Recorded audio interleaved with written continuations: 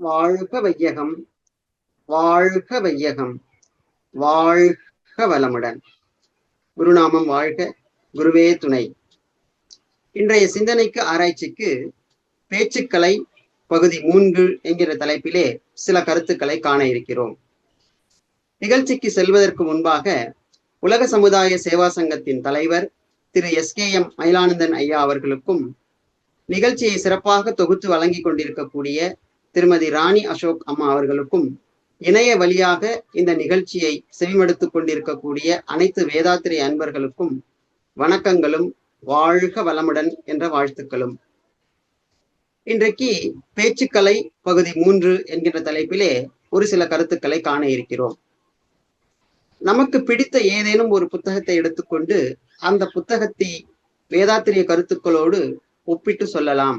இது ஒரு யுக்தி. இந்த வகையிலே இன்றைக்கு நான் இலங்கை ஜெயராஜ் ஐயா அவர்கள் எழுதியிருக்கக்கூடிய அதிர்வுகள் என்று சொல்லக்கூடிய ஒரு நூலை எடுத்துக்கொண்டு அந்த நூலை நம்முடைய வேதாத்திரிய கருத்துக்களோடு ஒப்பிட்டு பேசலாம் என்று இருக்கிறேன்.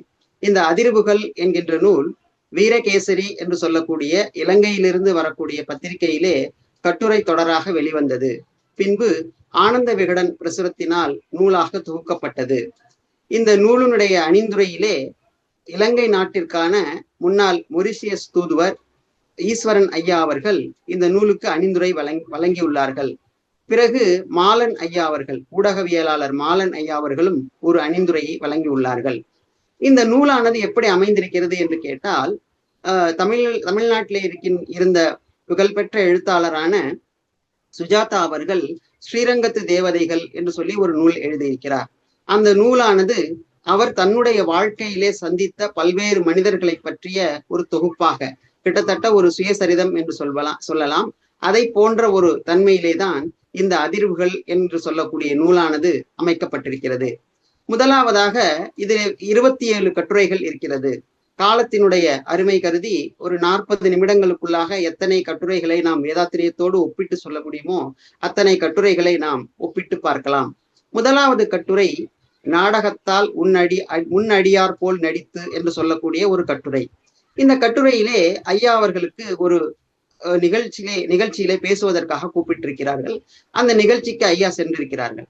அப்படி சென்றிருக்கிற போது அங்கே பார்க்கிறார் ஒருவர் அது அந்த நிகழ்ச்சி எதற்காக ஏற்பாடு செய்யப்பட்டிருக்கிறது என்று கேட்டால், திருநாவுக்கரசருடைய குரு பூஜை என்று சொல்லக்கூடிய அந்த நிகழ்ச்சி. அந்த நிகழ்ச்சியிலையும் ஐயா அவர்களை கூப்பிட்டிருக்கிறார்கள். அவர் அமர்ந்திருக்கிறார். அப்படி அமர்ந்திருக்கும் போது ஒரு நபர் என்ன செய்திருக்கிறார் என்றால், திருநாவுக்கரசர் போலவே வேடம் அணிந்து அங்கேயும் இங்கேயும் அலைந்து கொண்டே இருக்கிறார். நீங்கள் திருவருட்செல்வர் என்கிற படத்திலே சிவாஜி கணேசன் அவர்கள் அந்த வேடத்திலே நடித்திருப்பார்கள். அந்த வேடத்தை நீங்கள் மனதிலே கற்பனை செய்து கொள்ளலாம். அப்படி செய்து கொண்டிருக்கிறார். அப்படி செய்து கொண்டிருக்கும் போது யாரேனும் அன்பர்கள் வந்தார்கள் என்று சொன்னால் அவர்களை மிகவும் பணிவோடு குனிந்து வணங்குவதாக வணங்குகிறார். அதற்கு பிறகு பார்த்தீர்கள் என்று சொன்னா அவருடைய அந்த யாரேனும் அவருக்கு வணக்கம் தெரிவித்தார்கள் என்று சொன்னால் ஆசீர்வதிப்பது போல கை காட்டுகிறார். ஆனால் அவர் செய்யக்கூடிய செயல்கள் அனைத்தும் பார்த்தீர்கள் என்று சொன்னால் கொஞ்சம் மிகைப்படுத்தப்பட்டவை போல ஐயா அவர்களுக்கு தோன்றுகிறது. இப்படி இருக்கிற பொழுது அங்கே சில மாணவர்களையும் பள்ளியிலிருந்து அழைத்து கொண்டு வந்து அமர வைத்திருக்கிறார்கள் பார்வையாளர்களாக. அந்த மாணவர்களுடைய நடவடிக்கையை பார்க்கிற பொழுது இவர்களை கட்டாயப்படுத்தி இந்த நிகழ்ச்சிக்கு அழைத்து வந்தது போல் இருக்கிறது என்று சொல்லி இலங்கை ஜெயராஜ் அவர்கள் தன்னுடைய கட்டுரையிலே குறிப்பிடுகிறார்கள். அப்படி நிகழ்ச்சி நடந்து கொண்டிருக்கிறது. அப்படி நடந்து கொண்டிருக்கிற பொழுது ஒரு பேச்சாளர் என்ன செய்கிறார் என்று கேட்டா, வைணவத்தை பற்றி, அதாவது திருமாலை முழுமுதற் கடவுளாக இருக்கக்கூடிய வைணவத்தை பற்றி ஒரு செய்தியை சொல்ல ஆரம்பிக்கிறார். உடனே மேடையில இருக்கக்கூடிய இன்னொரு அன்பர் சொல்கிறார், சைவ சமயத்திற்காக ஏற்பாடு செய்யப்பட்டுள்ள கூட்டத்தில் நீங்கள் எப்படி வைணவ சமயத்தை பற்றி பேசலாம் என்று அவரிடம் வாக்குவாதம் செய்ய ஆரம்பிக்கிறார். உடனே இந்த திருநாவுக்கரசர் வேடம் அணிந்த நபர் இருக்கிறார் இல்லவா, உடனே அவர் அங்கிருந்து ஓடி சென்று அந்த சைவ சமயத்தின் பொருட்டு சண்டை போட ஆரம்பித்தார் அல்லவா. அவரிடத்தை தனியாக கொஞ்சம் இப்படி வாருங்கள் என்று பணிவோடு கூப்பிட்டு கொண்டு அழைத்து கொண்டு போகிறார். அழைத்து கொண்டு போய், ஐயா, மிகவும் கஷ்டப்பட்டு நான் இந்த கூட்டத்தை ஒழுங்கு செய்திருக்கிறேன். நீங்கள் ஏதாவது சண்டை போட்டு இந்த கூட்டத்தை கெடுத்து விட வேண்டாம். எனவே சற்று அமைதியாக இருங்கள் என்கிறார். உடனே அந்த நபர் என்ன செய்கிறார் என்று கேட்டா, இன்னும் சத்தமாக எப்படி வைணவத்தை பற்றி பேசலாம் என்று சண்டை போட ஆரம்பிக்கிறார். இவ்வளவு நேரம் தோற்றத்தினாலே அந்த திருநாவுக்கரசர் போல இருந்தவர் உடனே என்ன செய்கிறார், கையில இருக்கக்கூடிய அந்த குச்சியை எடுத்து அவரை அடிப்பதற்காக ஓங்குகிறார். உடனே இவ்வளவு நேரம் வீராவேசமாக பேசிய அவர் பெட்டி பாம்பாய் அடங்கி விடுகிறார். உடனே கூட்டத்திலே சலசலப்பு ஏற்படுகிறது. கூட்டம் பாதியிலே கைவிடப்படுகிறது. எதற்காக இந்த விஷயத்தை நான் இங்கே சொல்ல வருகிறேன் என்று கேட்டால், ஆரம்ப காலத்திலேயே பக்தி மார்க்கத்திலே இருக்கக்கூடியவர்களுக்கும் ஞான மார்க்கத்திலே இருந்தவர்கள் தான் தலைமை தாங்கினார்கள். அப்படி தலைமையை தாங்கும் போது ஞான மார்க்கத்திலே இருந்து உண்மையான அந்த ஞானம் பெற்றவர்கள், இறைநிலை உணர்ந்தவர்கள், தன்னிலை உணர்ந்தவர்களுக்கு அவர்களுடைய சீடர்கள் மிகுந்த மதிப்பு கொடுத்தார்கள். இந்த மதிப்பை பார்த்துவிட்டு உண்மையிலே அந்த ஞானம் பெறாதவர்கள் கூட போலித்தனமாக அதே போன்று வேடம் அணிந்து கொண்டு அதே போன்ற செயல்களை செய்து கொண்டு செயல்பட ஆரம்பித்தார்கள் என்று அருட்தந்தை அவர்கள் ஒரு இடத்திலே குறிப்பிடுவார்கள். இப்படி வேடம் அணிந்து செய்யும் போது என்ன ஆகும் என்று கேட்டா, உண்மையான தன்மை என்னவாக இருக்கிறதோ அந்த தன்மை வெளிப்பட்டு விடும் என்பதற்கு இந்த கட்டுரையானது ஒரு சாட்சியாக இருக்கிறது. அதற்கு அடுத்தபடியாக இன்னொரு கட்டுரை, அந்த கட்டுரையிலே பார்த்தீர்கள் என்று சொன்னா, நம்முடைய செயல் விளைவு தத்துவம் என்று சொல்லக்கூடியதற்கு மிகவும் பொருந்தக்கூடிய வகையிலே அமைந்திருக்கிறது. அதாவது ஒரு செயல் நடக்கிறது, அந்த செயலுக்கு கட்டாயமாக விளைவு என்பது வந்தே தீரும்.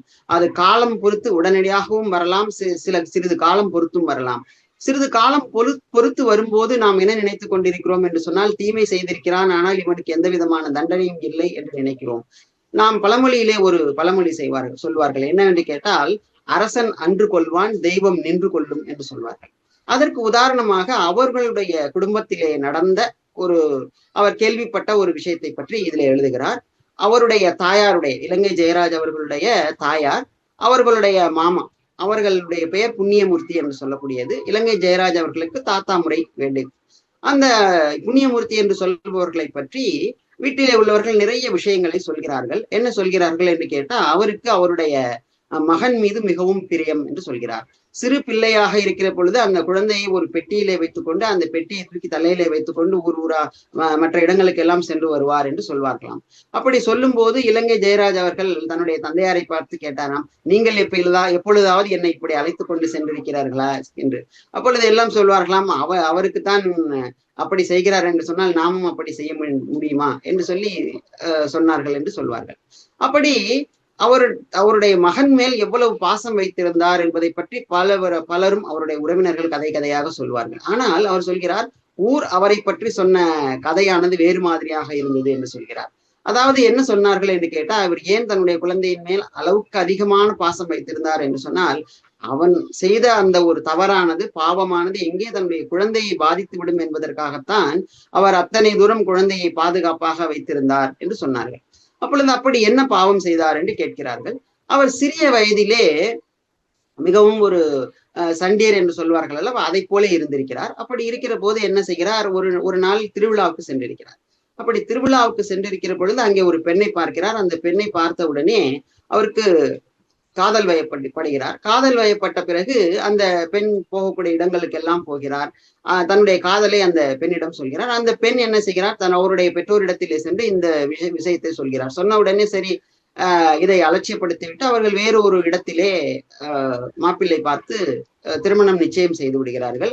திருமணத்திற்கு முந்தைய நாள் மணமகனும் மணமகளும் ஊர்வலமாக செல்கிறார்கள். அப்படி ஊர்வலமாக செல்கிற பொழுது இந்த புண்ணியமூர்த்தி என்பவர் என்ன செய்கிறார் என்று சொன்னால், ஒரு கத்தி எடுத்து அந்த மணமகனை குத்தி கொலை செய்து விடுகிறார். அதாவது தனக்கு கிடைக்காத அந்த பெண் வேறு யாருக்கும் கிடைக்கக்கூடாது என்பதற்காக கொலை செய்து விடுகிறார். உடனே காவலர்கள் அவரை கைது செய்து நீதிமன்றத்துக்கு கொண்டு செல்கிறார்கள். நீதிமன்றத்திற்கு கொண்டு சென்ற பிறகு அவருக்கு ஆயுள் தண்டனை விதிக்கப்படுகிறது. ஆயுள் தண்டனையில அவர் சிறைச்சாலையில இருக்கிற பொழுது அவருக்கு அம்மை நோய் ஏற்படுகிறது. அம்மை நோய் ஏற்பட்ட உடனே அந்த காலகட்டத்திலே அம்மை நோய்க்கு மருந்து கிடையாது. அதனால் அவர்கள் என்ன செய்கிறார்கள், சரி அம்மை நோய்க்கு மருந்து கிடையாது, இவர் எப்படியும் இன்னும் கொஞ்ச காலம் இறந்து விட போகிறார், இவரை நாம் சிறைச்சாலையிலே வைத்திருந்தோம் என்று சொன்னால் மற்ற கைதிகளுக்கும் அந்த நோயானது தொற்றக்கூடிய அபாயம் இருக்கிறது, அதனால் இவரை விடுதலை செய்து விடலாம் என்று சொல்லி முடிவு செய்து விடுதலை செய்து விடுகிறார்கள். விடுதலை செய்த உடனே அவருடைய தந்தையார் என்ன செய்கிறார், அவரை கூட்டிக் கொண்டு போய் ஊருக்கு வெளிப்புறமாக இருக்கக்கூடிய ஒரு இடத்திலே ஒரு குடிசை போட்டு அந்த குடிசையிலே அவரை தங்க வைத்திருக்கிறார். அப்படி தங்க வைக்கும் போது ஏதோ ஒரு இயற்கை வைத்தியம் செய்து சாப்பாடு உணவு எல்லாம் கொடுத்து இயற்கை வைத்தியங்கள் எல்லாம் செய்து கொண்டே இருக்கிறார்கள். என்ன நடக்கிறது என்று கேட்டால், ஆச்சரியப்படத்தக்க வகையிலே அவர் பூரண குணம் பெற்று விடுகிறார். பூரண குணம் பெற்ற பிறகு மறுபடியும் அவர் குடும்பத்தோடு சேர்ந்து வசிக்க ஆரம்பித்து விடுகிறார். முன்பு போல இருந்த தன்மை எல்லாம் மாறி மிகவும் சாந்த சுபாவம் கொண்டவராக மாறுகிறார். அதற்கு பிறகு சரியாக வேலைக்கு செல்வது அது போல திருந்தியமையினால் அவருக்கு ஒரு பெண் பார்த்து திருமணம் செய்து வைத்து விடுகிறார்கள். அப்படி கொஞ்ச காலம் போகிறது, அவருக்கு ஒரு குழந்தை பிறக்கிறது. அந்த குழந்தையின் மேலே அவர் மிகுந்த பாசம் உடையவராக இருக்கிறார். அப்படி இருக்கின்ற பொழுது என்ன நடக்கிறது என்று கேட்டா, அந்த ஒரு நாளைக்கு அவருடைய அந்த தாத்தா புண்ணியமூர்த்தி தாத்தா வந்து அவருடைய தாயாரை, இலங்கை ஜெயராஜ் அவர்களே தாயாரை சந்திக்க வருகிறார்கள். சந்திக்க வருகிற பொழுது அவருடைய தாயார் கேட்கிறார், இலங்கை ஜெயராஜருடைய தாயார் கேட்கிறார்கள், என்ன மாமா என்ன சோகமாக இருக்கிறீர்கள் என்று கேட்கிறார். அப்பொழுது இந்த புண்ணியமூர்த்தி அவர்களுடைய மகன் வந்து கிட்டத்தட்ட கல்லூரி படிப்புக்கு செல்லக்கூடிய அளவுக்கு பெரியவன் ஆகிவிட்டான்.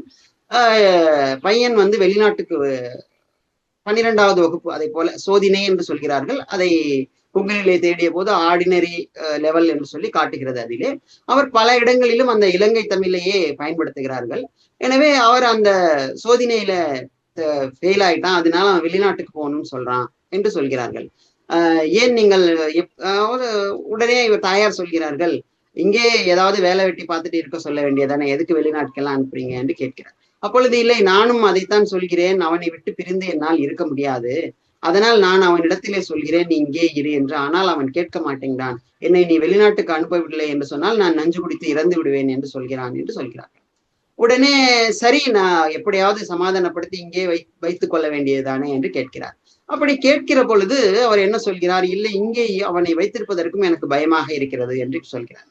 உடனே எதற்காக என்று கேட்கிறார். இந்த சம்பவம் நடக்கிற பொழுது, இந்த நிகழ்ச்சி நடக்கிற பொழுது தனி ஈழம் கோரி இலங்கையிலே ஒரு மிகப்பெரிய போராட்டம் நடந்து கொண்டிருக்கிறது. அங்கே அந்த இயக்கத்திற்காக வலுக்கட்டாயமாக இளைஞர்களை சேர்த்து கொண்டிருக்கிறார்கள். அதனால இங்கே அவரை வைத்திருந்தோம் என்று சொன்னால் அவர்கள் எங்கே வலுக்கட்டாயமாக அழைத்துக் கொண்டு போய் விடுவார்களோ என்கின்ற பயம் அவருக்கு இருந்தது. வெளிநாட்டுக்கு அனுப்ப வேண்டும் என்றாலும் பிரிந்து இருக்க வேண்டுமே என்று கவலைப்படுகிறார். இங்கேயே வைத்துக் கொள்ளலாம் என்று சொன்னாலும் எங்கே இயக்கத்தினர் வந்து வலுக்கட்டாயமாக கூட்டிக் கொண்டு போய் விடுவார்களோ என்று சொல்லி வருத்தப்படுகிறார். உடனே சரி, அதாவது சில சமயங்களிலே சிலர் நம்மிடத்திலே பிரச்சனைகள் சொல்கிற பொழுது அவர்களுக்கு நாம் தீர்வு சொல்ல வேண்டிய அவசியமே இல்லை, நாம் அதை அமைதியாக கேட்டுக்கொண்டிருந்தாலே போதும். பிரச்சனை நல்லபடியாக முடியும் என்று சொன்னாலே அதுவே அவர்களுக்கு ஒரு ஆறுதலாக இருக்கும். அந்த வகையில அவர்களுடைய இலங்கை ஜெயராஜ் அவர்களை தாயார் சொல்கிறார்கள், எல்லாம் நல்லபடியாக நடக்குமாமா, நீங்கள் எதுவும் கவலைப்பட வேண்டாம் என்று சொல்லி அவர்களை அனுப்பி வைத்து விடுகிறார். அதற்கு பிறகு இலங்கை ஜெயராஜ் அவர்கள் எழுதுகிறார்கள், கடைசியாக அந்த மகனுடைய பிடிவாதம் தான் வென்றது. அவருடைய நிலம், வீடு, நகைகள் எல்லாவற்றையும் விற்று பணம் திரட்டி அந்த மகனை வெளிநாட்டுக்கு அனுப்புவதற்காக முடிவு செய்து வெளிநாட்டுக்கு அனுப்பி வைக்கிறார். அப்படி அனுப்பி வைக்கும் போது இவர்கள் யாழ்ப்பாணத்தில் இருக்கிறார்கள். கொழும்பிலே அந்த வெளிநாட்டுக்கு செல்வதற்கான விமானம் வந்து அங்கே வந்து இறங்குவதனாலே எல்லோரும் சேர்ந்து ஒரு சிற்றுந்து ஒன்று ஏற்பாடு செய்து அங்கே கொண்டு போய் விடலாம் என்று சொல்லி போகிறார்கள். அப்படி போகிற பொழுது அந்த மகன் சொல்கிறான், எனக்கு வயிற்று வலிக்கிறது போல் இருக்கிறது என்று. உடனே சொல்கிறார்கள், ஏதேனும் ஒரு உப்புசம், அந்த வாயு பிரச்சனை ஏதாவது இருக்கும், ஏதாவது ஒரு மருந்து சாப்பிட்டால் சரியாயிடும் என்று சொல்லி ஒரு மருந்து வாங்கி அவனுக்கு கொடுக்கிறார்கள். அந்த மருந்தை அவன் சாப்பிடுகிறான். சாப்பிட்டு விட்டு அவர்கள் விமானம் ஏற்றி அனுப்பி விடுகிறார்கள். அதற்கு பிறகு மறுநாள் பார்த்தீர்கள் என்று சொன்னால் அவருடைய புண்ணியமூர்த்தி அவர்கள் மறுபடியும் தாயாரை பார்க்க அழுது கொண்டே வருகிறார். என்ன ஆனது என்று கேட்கும் போது, என்னுடைய மகன் வெளிநாட்டுக்கு அனுப்பினேன் அல்லவா, அவன் வேறு அந்த விமானத்திலே ஏறிய உடனே அவனுக்கு அதிகமாக வயிறு வலிக்கிறது என்று சொல்லி இருக்கிறார். உடனே அவர்கள் ஏதோ முதலுதவி செய்திருக்கிறார்கள், அது சரி வரவில்லை. அதனால என்ன செய்திருக்கிறார்கள், வேறு ஒரு அருகிலே இருக்கக்கூடிய விமான நிலையத்திலே இறக்கி அவனை மருத்துவமனைக்கு கொண்டு செல்லக்கூடிய வழியிலே அவன் அந்த அப்பெண்டிஸ் என்று சொல்லக்கூடியது வெடித்து அவன் இறந்து விட்டான் என்று சொல்கிறார்கள். இப்பொழுது அவனுடைய அந்த பிணம் வந்து வேறு ஒரு விமானத்தில் திரும்ப வருகிறது என்று சொல்லி அழுகிறார் அவர். எல்லோரும் அழுகிறார்கள். அப்ப எழுகிற பொழுது புண்ணியமூர்த்தி அவர்களுடைய தாத்தா மாத்திரம் ஒன்றும் அழவே இல்லை என்று சொல்கிறார். என்ன காரணம் என்று சொன்னால், ஒரு குழந்தையை பெற்று அதை படிக்க வைத்து ஆளாக்கி ஒரு திருமண வயதிற்கு வந்த ஒரு குழந்தை இறந்து விட்டான் என்று சொன்னால் அது எந்த அளவுக்கு சோகம் வருமோ, அப்பொழுதே அவர் சிறையிலே அவர் இறந்திருந்தாலோ அல்லது அவருக்கு தூக்கு தண்டனை கொடுத்திருந்தாலோ கூட அவர் அந்த அளவுக்கு துயரப்பட்டிருக்க மாட்டார். அவருடைய மகன் இறந்ததற்கு பிறகு கூட ஒரு 20 வருட காலம் அவர் இருந்தார் என்று சொல்லி அவர் எழுதுகிறார். எனவே ஒருவர் செய்யக்கூடிய அந்த வினையானது நிச்சயமாக அவருக்கு வந்து பாதிக்கும் என்பதற்கு இது உதாரணமாக இந்த கட்டுரையானது அமைந்திருக்கிறது. நாம் அந்த இடைப்பட்ட காலகட்டத்திலே இருப்பவர்கள் மற்றவர்கள் என்ன நினைத்துக் கொண்டிருப்பார்கள் என்று கேட்டா, ஒருத்தனை வந்து பொது வெளியில குத்தி கொலை செய்து விட்டான். ஜெயிலுக்கு போனான், அங்கேயும் அவனை விடுதலை செய்து விட்டார்கள். அவன் குழந்தை குட்டியோடு சந்தோஷமாகத்தான் இருக்கிறானே என்றுதான் எல்லோரும் அந்த காலகட்டத்திலே நினைத்து கொண்டிருந்திருப்பார்கள். ஆனால் பிற்பாடு அவருக்கு அந்த குழந்தை இறந்த பிறகு, அவருடைய மகன் இறந்த பிறகு அவர் வாழ்ந்த காலம் அவருக்கு எவ்வளவு வேதனையாக இருந்திருக்கும் என்று நாம் யோசித்துக் கொள்ளலாம். எனவே அந்த அளவுக்கு நாம் செய்யக்கூடிய செயலானது கட்டாயமாக நமக்கு ஒரு விளைவை கொடுக்கும் என்பதுதான் இதிலே இருக்கக்கூடிய ஒரு செய்தி. அதற்கு பிறகு அருகுண சீரமைப்பு என்பதிலே அருட்தந்தை அவர்கள் சொல்லக்கூடியது பேராசை, சினம், கடும்பற்று, முறையற்ற பால் கவர்ச்சி, உயர்வு தாழ்வு மனப்பான்மை, வஞ்சம் என்று 6 விதமான குணங்களை பற்றி அருட்தந்தை அவர்கள் குறிப்பிடுவார்கள். அந்த வகையிலே கடும்பற்று என்று சொல்லக்கூடியதை பற்றி இதிலே ஒரு கட்டுரை, அந்த கட்டுரை இருக்கிறது. நான் வேதாத்திரியத்தோடு ஒப்பிட்டு உங்களுக்கு சொல்கிறேன். ஒவ்வொருவருக்கும் யார் மீது அதிகமாக பற்று இருக்கிறது என்று ஒரு கேள்வி கேட்கிறார். உடனே நாம் என்ன சொல்வோம்? என்னுடைய தாயார் மீது பற்று இருக்கிறது, அல்லது என்னுடைய தந்தையார் மீது பற்று இருக்கிறது, என்னுடைய மனைவியின் மீது பற்று இருக்கிறது, என்னுடைய குழந்தையின் மீது பற்று இருக்கிறது என்றெல்லாம் சொல்வோம். நீங்களே உங்களுடைய மனதுக்குள் இதற்கான விடைகளை சொல்லிக் கொள்ளுங்கள் என்று சொல்கிறார். நாம் சொல்லிக் கொண்ட பிறகு சொல்கிறார், நீங்கள் சொன்ன எல்லா விடையும் தவறானது. ஒவ்வொருவருக்கும் யார் மீது அதிகமான பற்று இருக்கிறது என்று சொன்னால் அவரவர்களுக்கும் அவரவர்கள் மீதுதான் அதிகமான பற்று இருக்கிறது என்று சொல்கிறார். சொல்லிவிட்டு ஒரு உதாரணம் சொல்கிறார். இப்ப உதாரணமாக, நீங்கள் ஒரு திருமணத்திற்கு போகிறீர்கள். இப்பொழுது பார்த்தீர்கள் என்று சொன்னால் இந்த அலைபேசி வந்த பிறகு போட்டோ, அதாவது இந்த நிழற்படம் அல்லது புகைப்படம் என்று தமிழிலே அதற்கு வார்த்தை பயன்படுத்துகிறார்கள். இந்த புகைப்படம் எடுக்கிறது பார்த்தீர்கள் மிக சர்வசாதாரணமாக ஆகிவிட்டது. அந்த காலகட்டத்திலே பார்த்தீர்கள் என்று சொன்னா ஒரு திருமணத்திற்கே ஒரு 20 அல்லது 25 புகைப்படங்கள் மட்டும்தான் எடுப்பார்கள். நிறைவு ஒரு புகைப்படம் எடுக்கும்போது உறவினர்கள், நண்பர்கள் எல்லாரையும் ஒரே உட்கார வைத்து ஒரு படம் எடுப்பார்கள். இப்பொழுது அப்படி ஒரு படம் எடுத்தாகிவிட்டது. அந்த திருமண வீட்டிற்கு ஒரு 3 மாதங்கள் கழித்து நீங்கள் போகிறீர்கள். அப்பொழுது அவர்கள் அந்த ஆல்பத்தை கொண்டு வந்து காட்டுகிறார்கள். ஒவ்வொருவரும் உங்களுடைய நெஞ்சிலே கை வைத்து சொல்லுங்கள், எந்த படத்தை நீங்கள் முதலில் பார்க்க விரும்புவீர்கள்? அதாவது அந்த மணமகன் மணமகள் இருக்கக்கூடிய படத்தையா, அல்லது அவர்களுடைய தாய் தந்தையில் இருக்கக்கூடிய படத்தையா, எந்த படத்தை பார்க்க விரும்புவீர்கள்? நீங்கள் அந்த 100 பேரோ அல்லது 50 பேரோ இருக்கின்ற இடத்தில் 51வது ஆளாக நீங்கள் அமர்ந்து அந்த புகைப்படம் எடுத்துக்கொண்டோம் அல்லவா, அந்த புகைப்படத்தை தான் ஒவ்வொருவரும் பார்க்க விரும்புவார்கள். ஏனென்று கேட்டால் ஒவ்வொருவருக்கும் அவரவர்கள் மீதுதான் அவர்களுக்கு அதிகமான பற்று என்று சொல்கிறார். சொல்லிவிட்டு மேலும் தொடர்ந்து சொல்கிறார், உதாரணமாக இந்த ஆல்பத்திலே ஒரு 50 படங்கள் இருக்கிறது என்று வைத்துக் கொள்ளுங்கள். 50 படத்திலே 49 படங்கள் சரியாக வரவில்லை. ஒரே ஒரு படம், அந்த குழு புகைப்படம், நீங்கள் இருக்கக்கூடிய புகைப்படம் மாத்திரம் சரியாக வந்தது என்று சொன்னால் நீங்கள் என்ன சொல்வீர்கள்? இந்த புகைப்பட கலைஞன் மிக அற்புதமாக எடுத்திருக்கிறான் என்று சொல்வீர்கள். அப்படி இல்லாமல் மாறுபட்டு 49 படங்களும் நன்றாக வந்து இந்த ஒரே ஒரு புகைப்படம் சரியாக வரவில்லை என்று சொன்னால் என்ன சொல்லுவீர்கள்? இந்த புகைப்பட கலைஞனுக்கு படம் எடுக்கவே தெரியவில்லை என்று சொல்லிவிடுவீர்கள். ஏனென்று சொன்னால் நமக்கு நம் மீதுதான் பற்று அதிகம் என்பதை சொல்கிறார்கள். அதாவது நமக்கு பற்று இல்லை என்று நாம் வெளியிலே சொல்லிக் கொண்டாலுமே கூட நமக்கு நம் மீதுதான் பற்று என்பதை சொல்கிறார்கள். சொல்லிவிட்டு அவர்களுடைய இல்லத்திலே நடந்த ஒரு செய்தியை பற்றி சொல்கிறார்கள். அவர்களுடைய தாயாரோடு பிறந்தவர்கள் 9 பேர் இருக்கிறார்கள். அப்படி 9 பேரிலே பார்த்தீர்கள் என்று சொன்னால் ஒரு அவர்களுடைய அம்மாவுடைய சகோதரி, தங்கை, அவருடைய பெயர் வந்து மலர் ஆசையம்மா என்று சொல்லக்கூடியது அவருடைய பெயர்.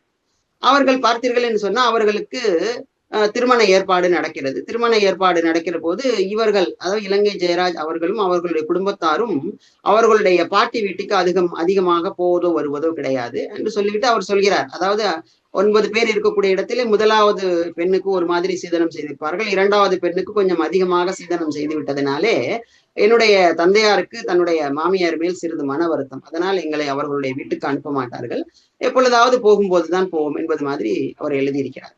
அப்படி எழுதியிருக்கிற பொழுது அவர்கள் திருமணத்திற்கு இருந்தாலும் தன்னுடைய மாமியார் மீதுதான் அவருக்கு கோபமே தவிர, இலங்கை ஜெயராஜ் அவர் தன்னுடைய தந்தையாரை பற்றி சொல்கிறார். ஆனால் அந்த மலர் ஆசையம்மா என்று சொல்லக்கூடிய மைத்துனியின் ஒரு தன்னுடைய மகள் போலதான் பாவித்திருந்தார். அவருக்கு திருமணம் என்று சொன்ன உடனே குடும்பத்திலே உள்ள அனைவரும் சென்று அங்கே இருக்கக்கூடிய வேலைகளுக்கெல்லாம் உதவி செய்து கொண்டிருக்கிறார்கள். அப்படி செய்து கொண்டிருக்கும் போது பார்த்தீர்கள் என்று சொன்னா இப்பொழுது இருப்பது போல இல்லை. அந்த காலகட்டத்திலே எல்லா விதமான அந்த பலகாரங்கள் என்று சொல்வார்கள் அல்லவா, அதெல்லாம் வீட்டிலே இருக்கக்கூடியவர்களே, உறவினர்கள் நண்பர்கள் இவர்களை எல்லாம் அழைத்து கொண்டு வந்து அவர்களே தயார் செய்வார்கள். அப்படி தயார் செய்து கொண்டே இருக்கிறார்கள். அப்படி தயார் செய்து கொண்டே இருக்கிற பொழுது ஒருவருக்கு தாகம் ஏற்படுகிறது. கொஞ்சம் தண்ணீர் கொண்டு வாருங்கள் என்று கேட்கிறார்கள். உடனே ஒவ்வொருவரும் மற்றொருவரை திரும்பி பார்க்கிறார்கள். திரும்பி பார்க்கிற போது ஒருவர் கையில மருதாணி வைத்திருக்கிறார், ஒருவர் இன்னொரு வேலை செய்து, இப்படி ஒவ்வொருவரும் ஒவ்வொரு வேலையில இருந்து கொண்டே இருக்கிறார்கள். உடனே அவர் என்ன செய்கிறார், மணப்பெண் எழுந்து நான் போய் தண்ணீர் கொண்டு வருகிறேன் என்று சொல்லி தண்ணீர் கொண்டு வருவதற்காக செல்கிறார். பிறகு இவர்கள் அந்த வேலை மும்முரத்திலே அவர் தண்ணீர் கொண்டு வரவில்லை என்பதை மறந்து விட்டார்கள். என்ன தாகம் எடுத்தவருக்கு ஒரு 10-15 நிமிடங்கள் கழித்து பார்க்கிறார், என்ன மலர் தண்ணீர் எடுக்க போயினாலே இன்னும் வரவில்லையே என்று சொல்லி.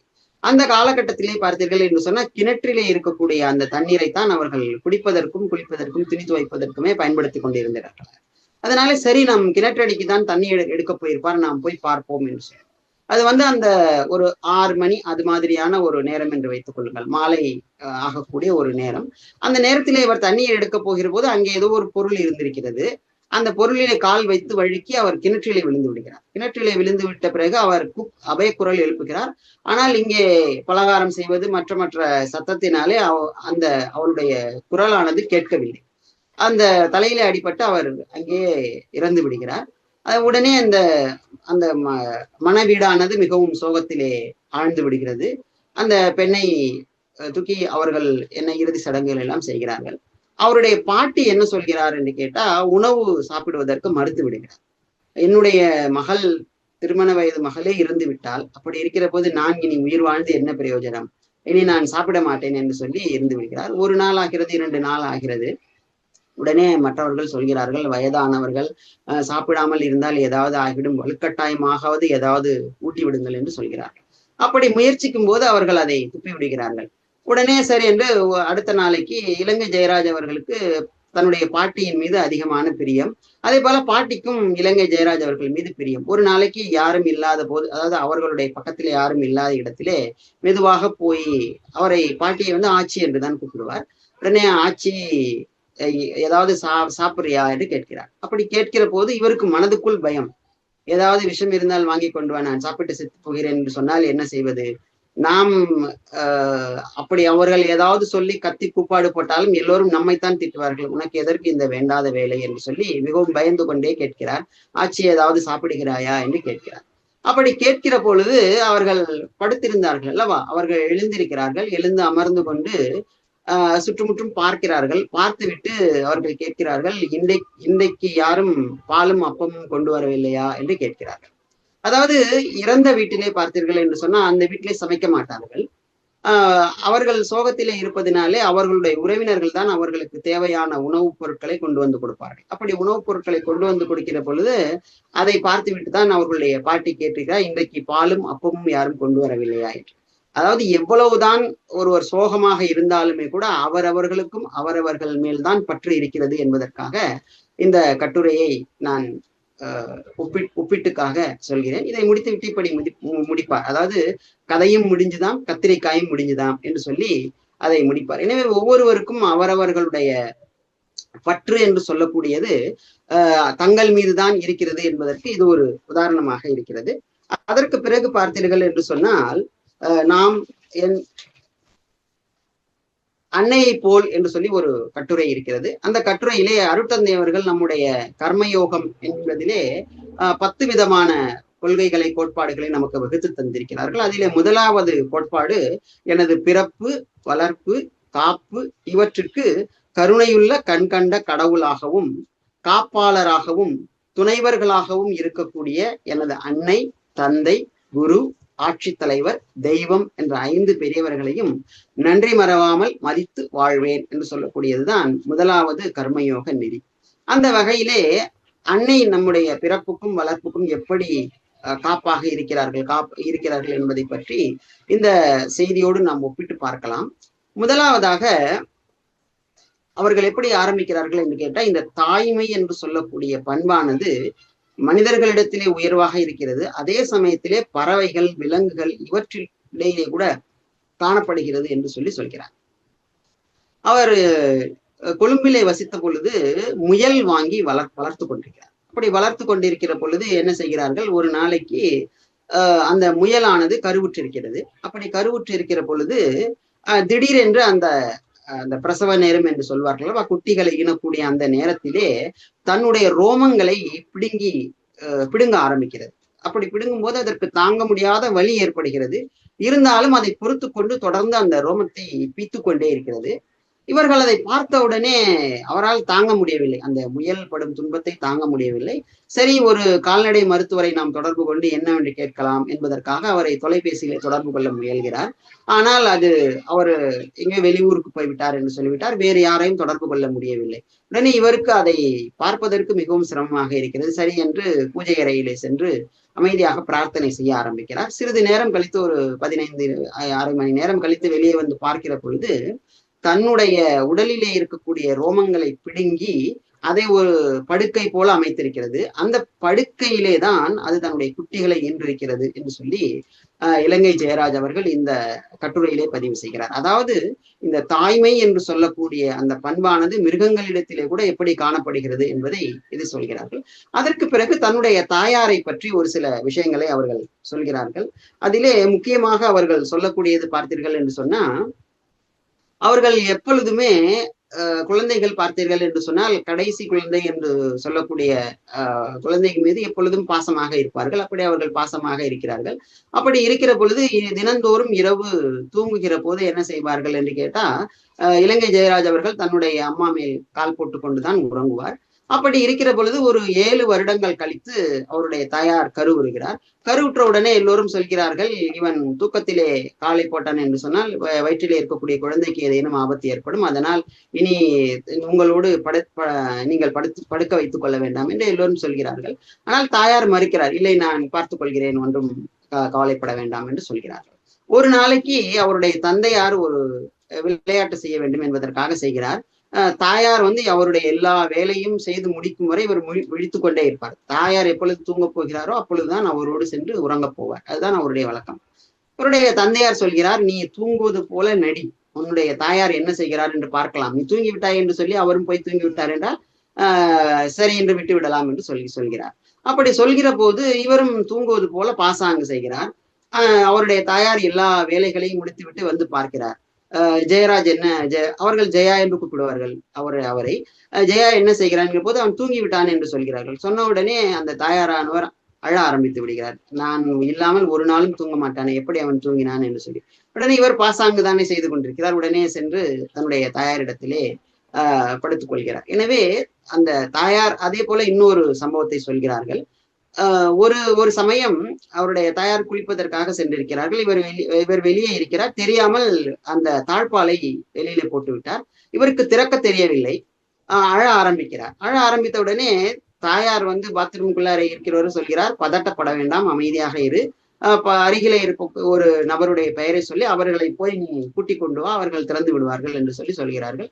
அதற்கு பிறகு அவர்கள் திறந்த உடனேயே சாதாரணமாக நம்ம யாராவது ஒரு உள்ளே வைத்து பூட்டி விட்டார் என்று சொன்னால் வெளியிலே வந்த உடனே யார் பூட்டினாரோ அவருக்கு என்ன செய்வோம், பூஜை தான் செய்வோம் இல்லையா?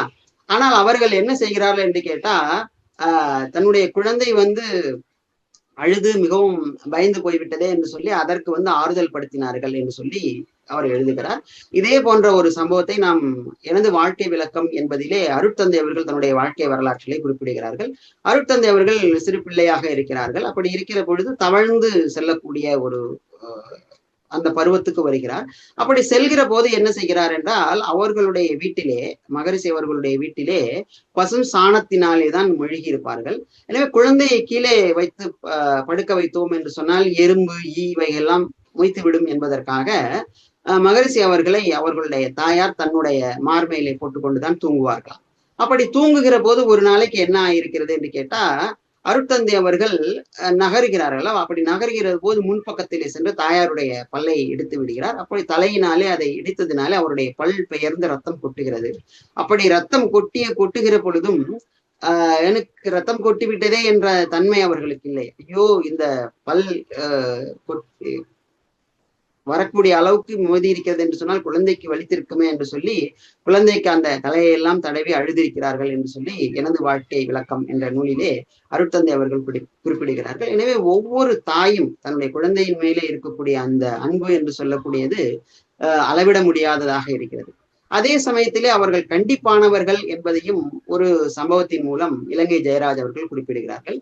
ஒரு சமயம் அவருடைய தாயார் கடை வீதிக்கு அழைத்து கொண்டு செல்கிறார்கள். அப்படி அழைத்து கொண்டு செல்கிற பொழுது சிறிய குழந்தையாக இருக்கிற பொழுது 90s கிட்ஸ் என்று வேடிக்கையாக சொல்வார்களே, அவர்களுக்கு தெரிந்திருக்கும். முன்பு ஒரு விளையாட்டு பொருள் வரும். அந்த விளையாட்டு பொருள் பார்த்தீர்கள் என்று சொன்னால் பெரும்பாலும் அந்த அந்த சைபால் என்று சொல்லக்கூடிய அந்த மருந்து வருகிறது அல்லவா, அந்த மருந்தினுடைய காலி டப்பாவிலே தான் அந்த விளையாட்டு பொருள் செய்திருப்பார்கள்.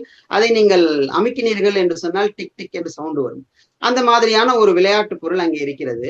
இவர்கள் போன அந்த இடத்திலே இவர் என்ன செய்கிறார் என்று கேட்டா, தாயார் வேறு ஏதேதோ பொருட்கள் எல்லாம் வாங்கி கொண்டே இருக்கிறார்கள். அப்படி வாங்கி கொண்டே இருக்கிற பொழுது இலங்கை ஜெயராஜ் அந்த கடைக்காரருக்கு தெரியாமல் அதிலே அந்த விளையாட்டு பொருளை ஒன்று எடுத்து தன்னுடைய பாக்கெட்ல போட்டுக்கொண்டு வந்து விடுகிறார். வந்துவிட்டு சிறிது தூரம் வந்த பிறகு தன்னுடைய தாயாரிடம் பெருமையாக காட்டுகிறார். அந்த கடைக்காரருக்கு தெரியாமல் நான் எடுத்து விட்டேன் பாருங்கள் என்று சொல்லி. தாயாருக்கு வந்ததே கோபம். அவர் எழுதுகிறார், என்னுடைய தலையில் குழி விழும் அளவுக்கு குட்டினார்கள் என்று சொல்லி.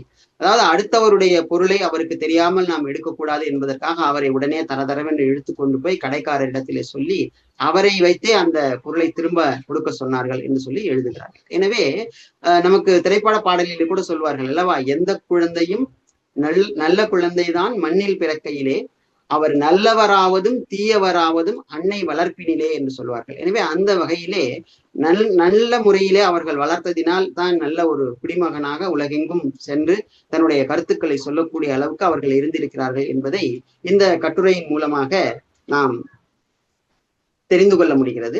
அதற்கு பிறகு பார்த்தீர்கள் என்று சொன்னால் அருட்தந்தை அவர்கள் அறியாமை, அலட்சியம், உணர்ச்சி வயம் என்று 3 விடயங்கள் சொல்வார்கள்.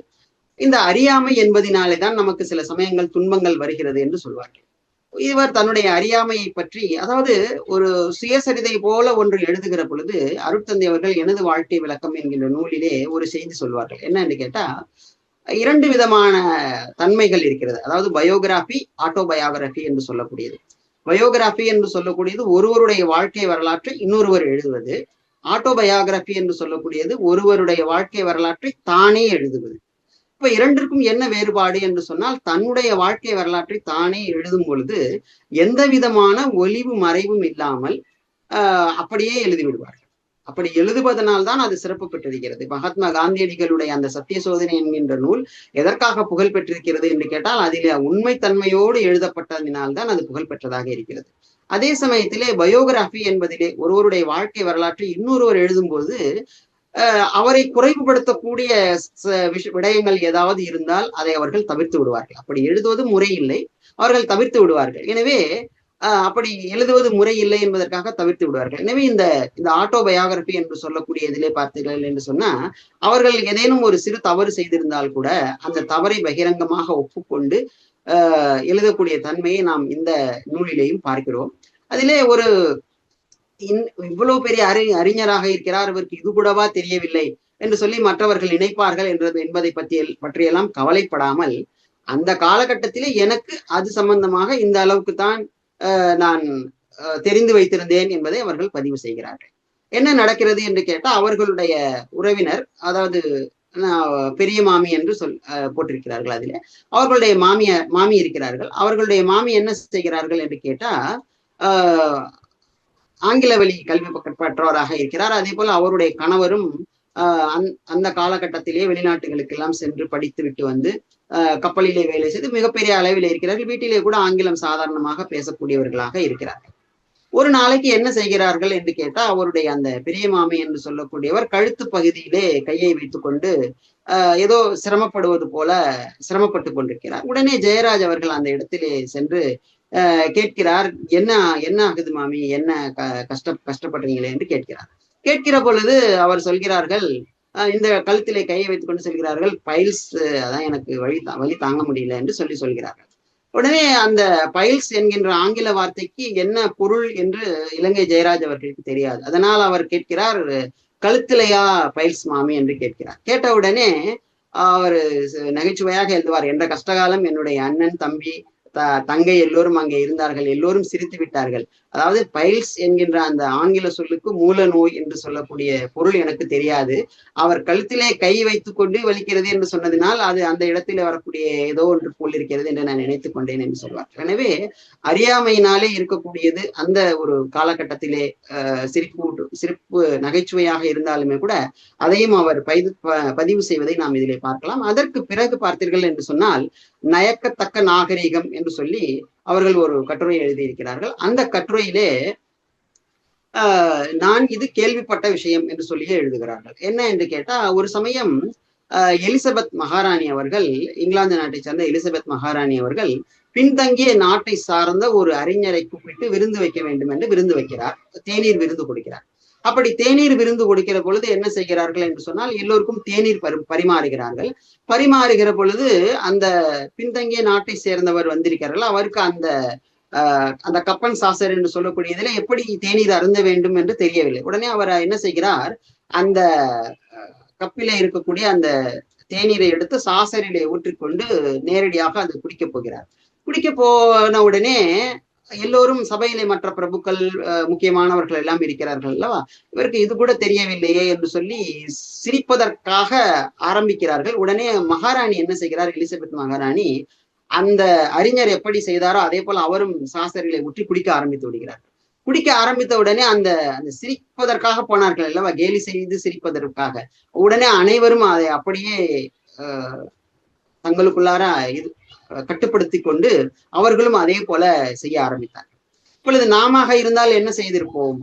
அதாவது நாம் இந்த ஒரு சாதாரண விஷயம் கூட தெரியவில்லை, இவர் போய் ஒரு பெரிய அறிஞர் என்று நினைத்து நாம் இவரை கூப்பிட்டோமே என்று சொல்லி அவரை நாம் எள்ளி நகையாடி கேலி செய்திருப்போம். அப்படி இல்லாமல் நாம் ஒரு விருந்தாளியை கூப்பிட்டு இருக்கிறோம். அவர் இங்கு வந்து நம்மை பெருமைப்படுத்துவதற்காக அவர் வந்திருக்கிறார். நம்மால் அவருக்கு எந்த விதமான சிறுமையும் ஏற்பட்டு விடக்கூடாது என்பதற்காக, அந்த சிறுமையிலிருந்து அவரை காப்பாற்ற வேண்டும் என்பதற்காக அப்படி செய்தார்கள் என்று சொல்வார்கள். அதாவது நாகரீகம் என்று சொன்னால் கோட் சூட் அணிந்து கொள்வதோ, அல்லது முகத்திற்கு ஒப்பனை செய்து கொள்வதோ, அல்லது வாசனாதி திரவியங்கள் பூசிக்கொள்வதோ, பவுடர் பூசிக்கொள்வதோ அல்ல. நாக்கு பிளஸ் அகம் பிளஸ் ரீகம், அதாவது நாக்கிலே இருக்கக்கூடிய அந்த வார்த்தை, உள்ளத்திலே இருக்கக்கூடியது நம்முடைய செயல், எண்ணம், சொல், செயல், இந்த மூன்றும் ஒன்று போல் இருக்க வேண்டும். அப்படி இருக்கக்கூடியதுதான் நாகரீகம். அந்த நாகரீகம் என்று சொல்லக்கூடியதிலே மற்றவர்களுடைய மனம் புண்படாமல் இருப்பதுதான் சிறந்த நாகரீகம் என்று சொல்கிறார்கள்.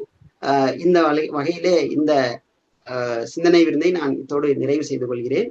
அதே போல இந்த பேச்சுக்கலை என்பதிலே அகத்தாய்வு விடயங்களை தவிர்த்து பொதுவான நேரங்களிலே நாம் பேச முற்படும் போது, நம்முடைய மன்றங்களிலே சிந்தனை விருந்து கொடுக்கும் போது பல்வேறு விதமான நூல்கள், குறிப்பாக நமக்கு பிடித்த ஏதாவது ஒரு நூலிலே எடுத்துக்கொண்டு அந்த நூலை நாம் வேதாத்திரியத்தோடு ஒப்பிட்டு பேசினால் கேட்பவர்களுக்கு அந்த கருத்துக்கள் சிறப்பாக சென்று சேரும் என்பதால் ஒரு பரிசோதனை முயற்சியாக இந்த அதிர்வுகள் என்ற நூலை எடுத்துக்கொண்டு பேசினேன். அனைவருக்கும் நன்றி. வாழ்க வையகம், வாழ்க வையகம், வாழ்க வளமுடன். வாழ்க வளமுடன். நமக்கு இந்த அருமையான சிந்தனை உரை அளித்த பேராசிரியர் முருகன் ஐயா அவர்களை துரிய நிலையில் இருந்து வாழ்த்துவோம். அன்பர்கள் அனைவரும் துரிய நிலைக்கு வருமாறு அன்புடன் கேட்டுக்கொள்கிறோம்.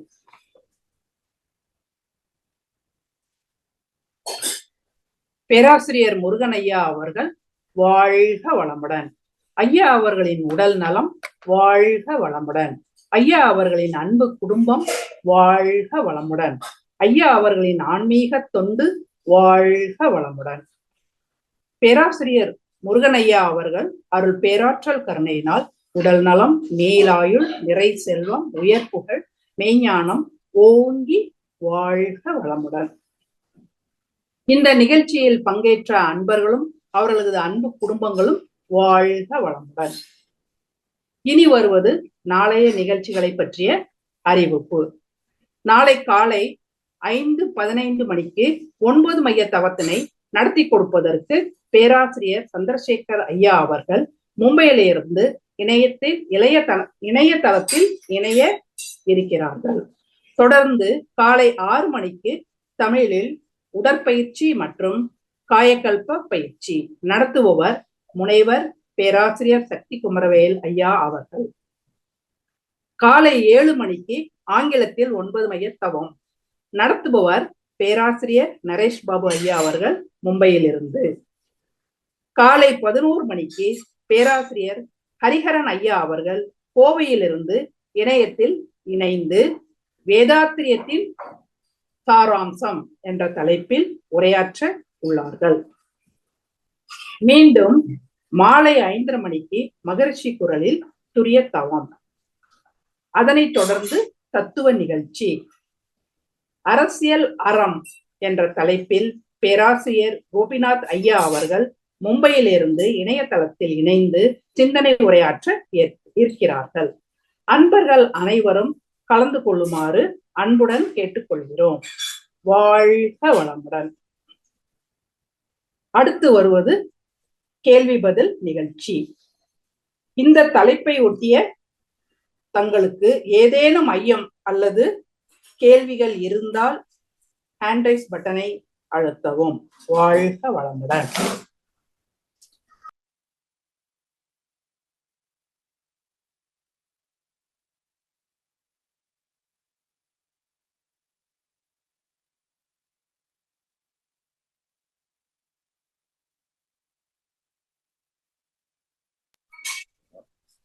வாழ்க வளமுடன். ராஜாராம் ஐயா, நீங்க உங்க கேள்வியில கேட்கலாம் ஐயா.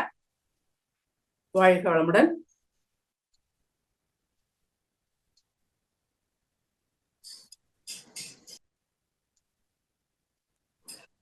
ராஜாராம் ஐயா, அன்மியூட் பண்ணிட்டு உங்க கேள்வியை கேட்கலாங்கய்யா.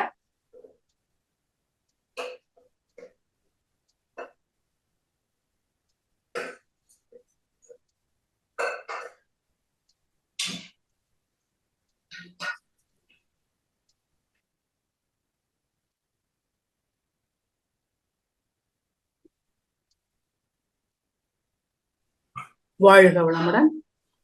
அருள்நிதி இந்திராணி, நீங்க உங்க கேள்வியை கேட்கலாம். அன்மியூட் பண்ணிக்கோங்க.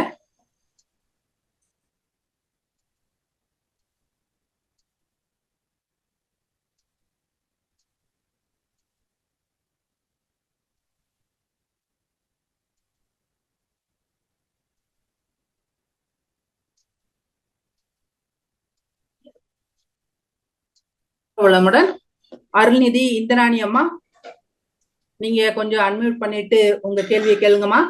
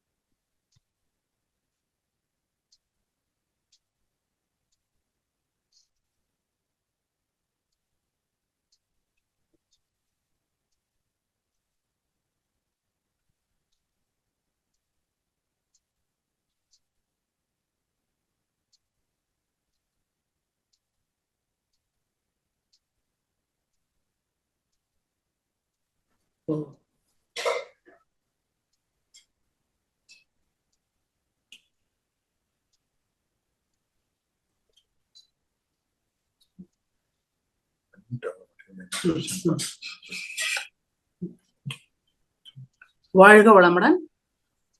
அன்மியூட் ஆக மாட்டேங்குது, என்ன பண்ணணும்?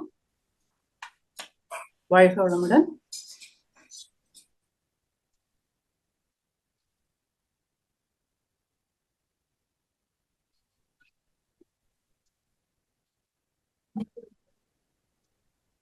வாழ்க வளமுடன். வாழ்க வளமுடன். இப்பதான் என்மூட் கிடைச்சது எனக்கு. சரிங்க, ஒன்றும் ப்ராப்ளம் இல்லை. எதனா டெக்னிக்கல் இஷ்யூ. வாழ்க வளமுடன். ராஜாராமன், சென்னை பழவந்தாங்கல்ல பேசுறையா. வாழ்க வளமுடன். நல்ல ஒரு அருமையான கருத்துரை கொடுத்தீங்க. ஆனால் எனக்கு என்ன ஒரு சந்தேகம் வருதுன்னா, தலைப்பேனுமோ பேச்சுக்கலை பாகம் 3ன்னு சொல்லிட்டு இளைஞர் ஜெயராஜ் எழுதிய ஒரு அதிர்வுகள் நூல்ல இருந்து நீங்க எடுத்து விஷயம் சொன்னீங்க, அணுந்தறிய மாதிரி. அது எப்படி அது பேச்சுக்கலைக்கு உகந்ததா இருக்குன்னு தோன்றது? அதாவது நான் முன்னுரையில அதான் உங்களுக்கு சொன்னேன். அதாவது பேச்சுக்கலையில நீங்க மன்றத்துல அகத்தாய்வு பயிற்சிகள் இல்லாம சாதாரணமாக சிந்தனை விருந்து பேசுகிற பொழுது உங்களுக்கு பிடித்த ஏதாவது ஒரு நூலை எடுத்துக்கொண்டு அந்த நூலை வேதாத்திரியத்தோடு நீங்க ஒப்பிட்டு பேசலாம். அதற்கு உதாரணமாக இன்னைக்கு நான் ஒரு நூலை எடுத்துக்கொண்டு எப்படி பேசலாம் அப்படின்றது ஒரு உதாரணமாக பேசுறேன் அப்படின்னு சொல்லி முன்னுரையில சொல்லியிருந்தேன். ஓ, அப்படி எடுத்துக்கிறோம் அது. சரிங்க. நீங்க சொன்ன விஷயங்கள் எல்லாமே நல்லா தான் இருந்தது. ஆனா அது எப்படி பேச்சுக்கலையோட ஒத்து வருதுன்னு தெரியாம கேள்வி கேட்டானா? பேச்சுக்கலையோட இல்ல, அதாவது நமக்கு பிடித்த ஏதாவது ஒரு நூலை எடுத்துக்கொண்டு இப்போ பேச்சுல பல்வேறு விதமான பரிணாமங்கள் இருக்கு இல்லைங்களா? இப்போ நம்ம அகத்தாய்வு பயிற்சினா அருட்தந்தையினுடைய புத்தகத்தை எடுத்து வச்சு படிச்சுட்டு நம்ம அதுல இருக்கக்கூடிய உதாரணங்கள், பிறகு நம்ம நம்முடைய வாழ்க்கையில நடந்த உதாரணங்களை நம்ம எடுத்து சொல்லலாம். அதே மாதிரி இது ஒரு யுக்தியாக என்ன சொல்லணும் அப்படின்னா, வேறு நூல்கள் நமக்கு பிடித்த ஏதாவது ஒரு நூல் இருக்கும், அந்த நூலை எடுத்து அந்த நூலை பத்தி பேசாம நம்முடைய வேதாத்திரியத்தோடு அது எப்படி இணைஞ்சிருக்கு அப்படின்னு பேசுறது ஒரு விதமான ஒரு டெக்னிக். அந்த டெக்னிக்கு உதாரணமாக நான் எனக்கு பிடிச்ச ஒரு புத்தகத்தை எடுத்துக்கொண்டு உங்களுக்கு சொன்னேன் அப்படின்னு முன்னுரையில சொல்லியிருந்தேன். ஓகே, கொடுத்துருக்கேன். நன்றியா. வாழ்க வளமுடன். வாழ்க. வாழ்க வளமுடன் ஐயா. அடுத்ததாக அருள்நிதி இந்திராணி அம்மா, நீங்க கொஞ்சம் அன்மியூட் பண்ணிட்டு உங்க கேள்வியை கேளுங்கம்மா.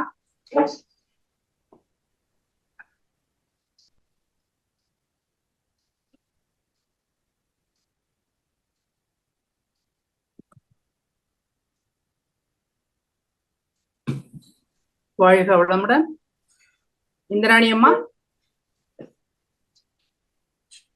அன்மியூட் பண்ணிட்டு பேசுங்க.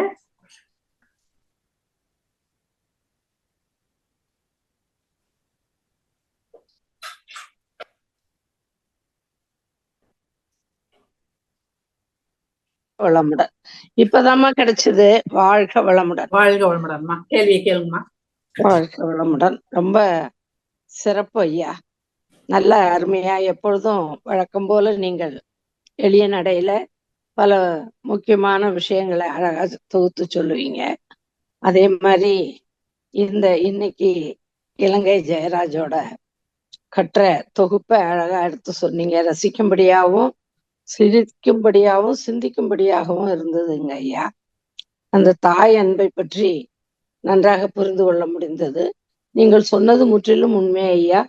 அவரவர்கள் மேல்தான் அதிக பற்று வைப்பார்கள் என்பது 190% விழுக்காடு உண்மையாகத்தான் இருக்க முடியும்னு நினைக்கிறேன் ஐயா.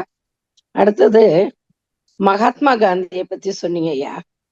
மகாத்மா காந்தியினுடைய பெருமைய இன்றைய தலைமுறை யாருமே தெரிஞ்சுக்கல ஐயா. எதனாலனா இந்த மாதிரியான கதைகளை எடுத்து அவருடைய சுயசரிதையில இருந்து ஒரு பகுதியை எடுத்து அதை மேற்கோள் காட்டி கதைகளை சொல்லக்கூடிய பக்குவமே இன்றைய தலைமுறைக்கு பள்ளிகளுக்கு கிடையவே கிடையாது. சுதந்திரம் வாங்கி கொடுத்தார் தேசப்பிதா அப்படிங்கிறத தவிர மகாத்மா காந்தியை பத்தி வேற எதுவுமே தெரியல. இந்த நிலை மாறினாக்க ஓரளவு நாட்டுல ஒவ்வொரு குடிமகனும் சத்திய சோதனையை கட்டாயம் படிக்கணும் ஐயா. இன்னைக்கு நாட்டுல நடக்கக்கூடிய இந்த மதச்சண்டை, இனச்சண்டை, மொழி சண்டை, அந்த நாடு பிரிவு போன்ற சண்டைகள் எல்லாம் படிப்படியாக குறைந்து விடும் அப்படிங்கிறது என்னோட கருத்து. நீங்க எடுத்து காட்டினீங்க. மகாத்மா காந்தி எவ்வளவோ விஷயங்களை சுயசரிதையில எழுதியிருக்காங்க. ஒவ்வொருவருக்கும் அது படிப்பினை. அது அவசியம் எல்லாரும் இந்த மாதிரி நாமளாவது, அதாவது மனவளக்கலை மன்ற அன்பர்களாவது, நம்ம காந்தியும் சத்தியாகிரகம் பண்ணார், நம்ம மகரிஷி அவர்களும் சத்தியாகிரகம் பண்ணித்தான் ஒவ்வொரு நிலையிலையும் இதை உயர்த்தி வந்திருக்காருங்கிறது என்னோட தாழ்மையான கருத்து. அதனால இதையும் கோரிலேட் பண்ணி சொல்லலாம். சொன்னது மிக அருமை. உங்களுக்கு மிக்க நன்றி ஐயா. வாழ்த்துக்கள். வாழ்க வளமுடன். உங்களுடைய இந்த சிறப்பான பணி மேலும் சிறந்தோங்க. என்னுடைய அன்பான வாழ்த்துக்கள். வாழ்க வளமுடன் ஐயா. வாழ்க வளமுடன். வாழ்க வளம். வாழ்க வளமுடன். நன்றி அம்மா. வாழ்க வளமுடன் அம்மா. அடுத்ததாக ஜூம் யூசர், நீங்க உங்க கேள்வியை கேளுங்க.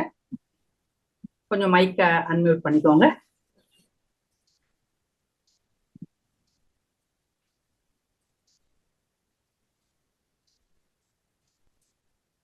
வாழ்க வளமுடன்.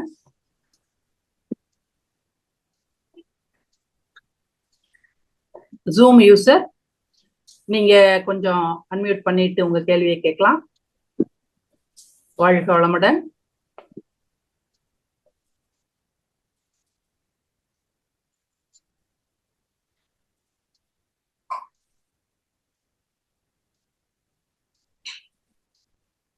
வாழ்க வளமுடன்.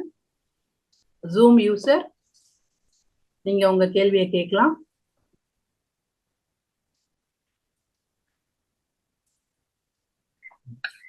வாழ்க வளமுடன்.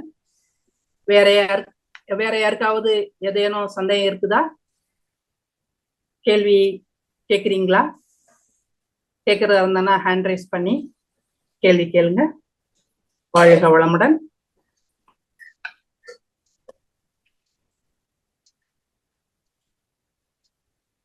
வாழ்க வளமுடன்.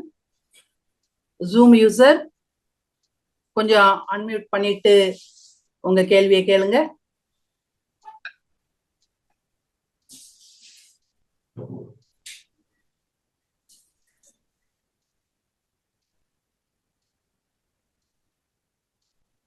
வாழ்க வளமுடன். ஜூம் யூசர், நீங்க கொஞ்சம் அன்மியூட் பண்ணிட்டு உங்க கேள்வியை கேட்கலாங்க. நீங்க அன்மியூட்ல தான் இருக்கீங்க. வாழ்க வளமுடன்.